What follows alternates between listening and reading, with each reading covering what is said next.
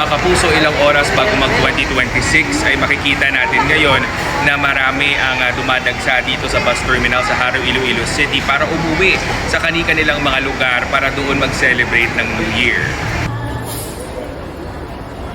Pagpasok pa lang ng terminal ay bubungad sa mga pasahero ang mahabang pila ng mga uuwi pa ng probinsya ng Aklan, probinsya ng Capiz at pati na rin sa mga bayan sa Northern Iloilo. Kaninang umaga marami ng mga pasahero ang dumagsa dito sa terminal, pero mas dumami pa ngayong tanghali at inaasahan na dodoble pa ang numero ng mga pasahero na pipila dito sa mga buses mamayang hapon.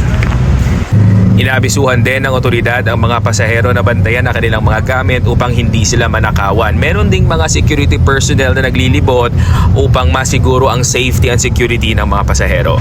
Yan ang latest mula dito sa Iloilo City. Ako si John Sala para sa GMA Integrated News.